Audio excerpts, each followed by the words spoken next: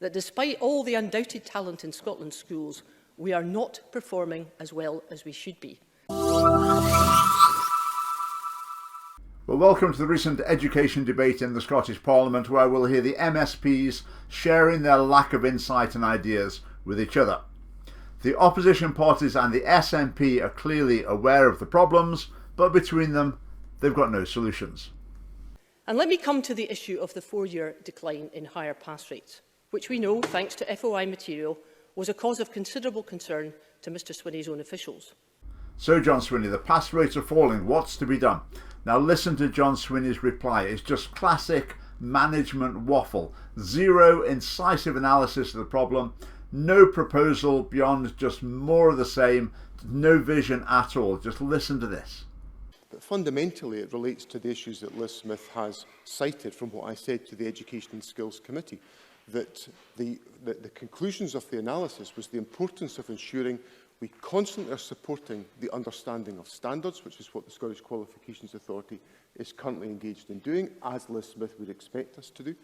And secondly, that we are taking steps to ensure that there is, again, the availability of support to enhance learning and teaching, which, as Liz Smith will understand, is absolutely central to the education process. And that's the work that Education Scotland, the SQA, our regional improvement collaboratives and local authorities are jointly taking forward as part of what I would ask Parliament to understand and accept is an annual exercise, well, a habitual exercise, in fact, of reviewing performance within the education system to ensure that we're addressing any weaknesses that persist. How about that? You confident he knows how to tackle the problem? Has he got some sort of coherent plan? No. John Swinney in education, I don't think I've ever heard him come out with something that I would describe as an original thought. He's just absorbed the values and attitudes of the educational establishment and he regurgitates it back to them. There's no sign at all of leadership. There's no sign of him challenging some of the cherished beliefs within the educational system that are actually harming education in Scotland. Never. Joanne Lamont asked a question at committee on the 18th of January 2017 about who took the decision that National 4 qualification should not be externally examined and on what criteria. No answer was forthcoming. Indeed, we are still waiting. Frankly, who cares who decided that Nat 4 tests should be teacher assessed? It doesn't matter who decided it. The important thing is that it's a bad idea and it's something that needs sorting out.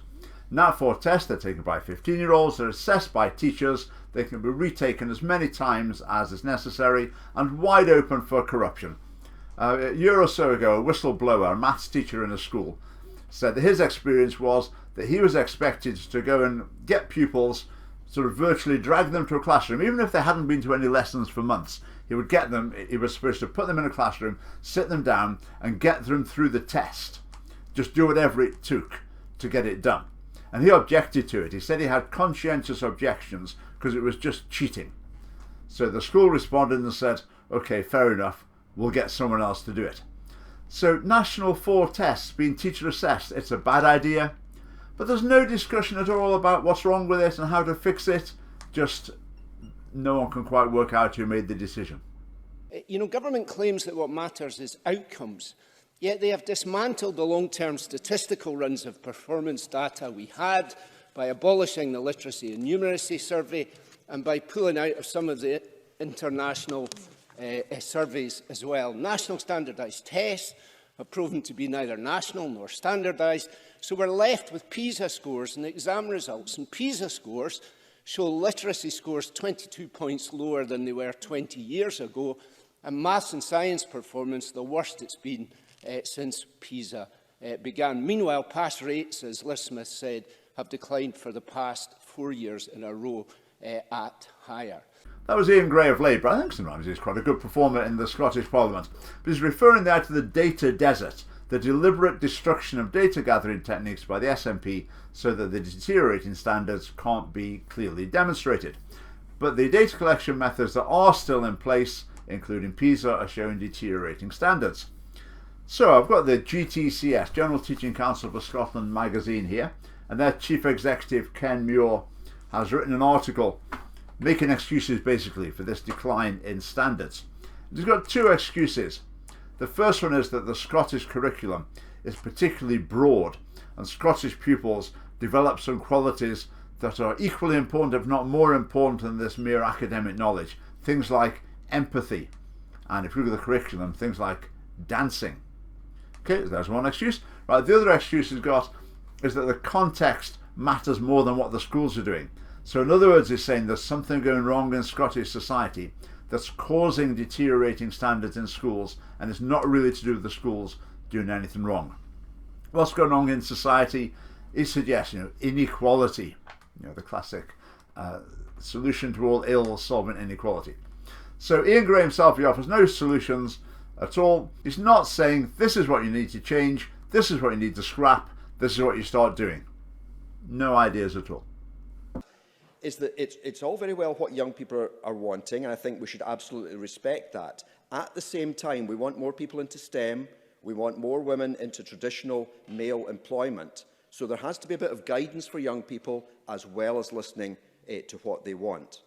Obviously, we can't just let young people choose what they want to study. We need to persuade them, pressurise and entice girls in particular to do physical science, maths and engineering. Why, you might ask?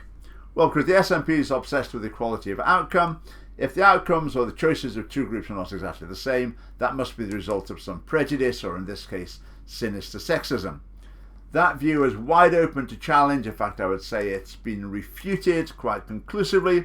So an open goal for the other MSPs to say, hang on, that doesn't make sense. There's very good reasons why we don't need to see this as a problem. But of course, this is a Scottish Parliament, so there's no challenge to it.